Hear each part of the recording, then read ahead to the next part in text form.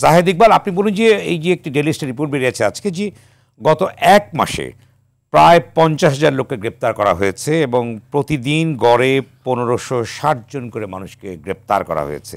তাহলে এই যে বিশাল একটা জনসংখ্যাকে গ্রেপ্তার করা হয়েছে এবং এ নিয়ে কোর্ট আইন আদালতে নানা রকম অনেকে অভিযোগ করেছেন যে বাণিজ্য চলছে, টাকার বিনিময়ে কেউ ছুটে আসছে, কেউ জামিন নিচ্ছে, এই যে একটা ভয়াবহ অবস্থার সৃষ্টি হয়েছে, এই প্রসঙ্গে আপনি কী বলবেন এবং ভবিষ্যতের অভিঘাতটা কী হতে পারে সমাজ এবং রাষ্ট্রের দেশে?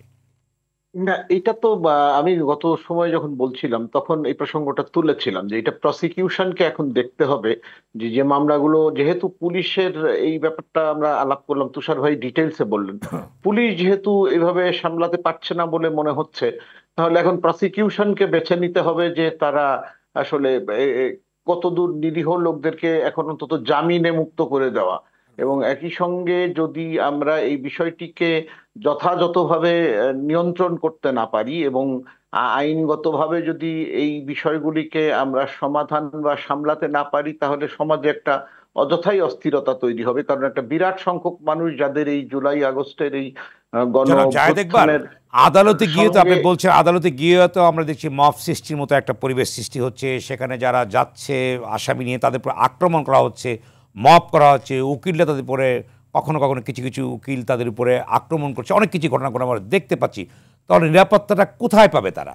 আসামি কোথায় নিরাপত্তা পাবে? মানুষ কোথায় নিরাপত্তা? নিরাপত্তা দেওয়ার দায়িত্ব ল এনফোর্সিং এজেন্সির, এবং এটা তাদেরকে দিতে হবে। কারণ আমাদের কতগুলো কংক্রিট ডিসিশনের জায়গাটাতে আসতে হবে অবশ্যই। শুধু আলাপ করলে বা আমরা শুধু বললেই হবে না। কোর্টের মতো জায়গায় যেখানে প্রেমিসিসের ভিতরে একজন আসামি ঝাঁপিয়ে পড়ছে, অন ক্যামেরা আমরা দেখছি, সেখানে কি করবে? আসতে হবে এবং যেখানে শৃঙ্খলা রাখার দায়িত্ব যাদের, তাদের শৃঙ্খলা রাখতে হবে। প্রয়োজন হলে বার কাউন্সিলকে এবং ওই সংশ্লিষ্ট বারকে বলতে হবে যে তারা তাদের সদস্য যারা আছেন তাদের শৃঙ্খলা রাখেন। যে এখানে একটা কথা আমি অবশ্যই যুক্ত করতে চাই, প্রত্যেকটা মামলার ক্ষেত্রে যে সমস্যাটা তৈরি হবে সেটা হলো যে একটা বিরাট সংখ্যক মানুষ যারা এই মামলাগুলোর সঙ্গে সম্পৃক্ত না প্রকৃতপক্ষে, কিন্তু নাম ঢুকে গিয়েছে, এর ফলে এই মামলাগুলোর ঘটনাগুলো কিন্তু সত্যি। এটা আপনি দেখবেন যে প্রত্যেকটা ঘটনাতেই আপনি লোকালি দেখবেন যে এরকম একজন হয়তো নিহত হয়েছেন, আহত হয়েছেন, ফ্যাক্টটা ঠিক আছে, কিন্তু সেটার সঙ্গে যে অসংখ্য অন্য ধরনের বিষয়গুলো যুক্ত হয়ে যাচ্ছে, এর ফলে এই যে সত্যি ঘটনার উপরে একটা মামলা হয়েছে, এই মামলাটি ক্ষতিগ্রস্ত হবে। শেষ পর্যন্ত এই মামলাটি প্রমাণ করা যাবে এবং না। যাদেরকে জড়িত করা হয়েছে তাদের ঘর বাড়ি বেচে মামলা চালাতে হবে, এমন কি হতে পারে? চালাতে হবে এবং একটা বিরাট বিশৃঙ্খলা হবে এবং এই মাত্রার একটা বিরাট মামলা পুলিশের পক্ষেও রিপোর্ট দিতে সাংঘাতিক রকম সমস্যা তৈরি হবে। আমাদেরকে মনে রাখতে হবে যে যে কোনো ভাবেই কিন্তু মামলা কোর্টে প্রমাণ করা যাবে না। মামলা প্রমাণ করতে গেলে কংক্রিট এভিডেন্সের উপর মামলা প্রমাণ করতে হবে। সুতরাং ঘটনাটি সত্যি এবং যে ঘটনার সঙ্গে যারা সত্যি সত্যি জড়িত ছিল, শুধু অতটুকের ভেতরে যদি মামলাটিকে রাখা যায়, তাহলে এই মামলাটি প্রমাণ করা সহজ হবে, পুলিশের জন্য সহজ হবে। জনাব জাহেদ ইকবাল, আপনি বলুন যে সাধারণ মানুষ যারা মামলার সঙ্গে সম্পৃক্ত হলো তাদের জনদুর্ভোগ এবং ভোগান্তির স্রোহাকে করবে, তারা যে ক্ষতিগ্রস্ত আর্থিকভাবে কাজ করতে পারছে না, পালিয়ে বেড়াচ্ছে, এর জবাব কে দেবে? এইটার দায়িত্ব অবশ্যই যারা সংশ্লিষ্ট কর্তৃপক্ষ আছেন বা ল এনফোর্সমেন্টের সঙ্গে জড়িত আছেন তাদেরকে, এবং একই সঙ্গে যারা এই মামলাটি ইনিশিয়েট করছেন তাদের নিতে হবে। মনে রাখতে হবে যে মিথ্যা মামলা করার জন্য কিন্তু যথাযথ শাস্তির ব্যবস্থা। আপনি বলতে চাইছেন ল এনফোর্সমেন্ট এজেন্সির দায়িত্ব এই ব্যাপারে, আর কারো দায়িত্ব নাই?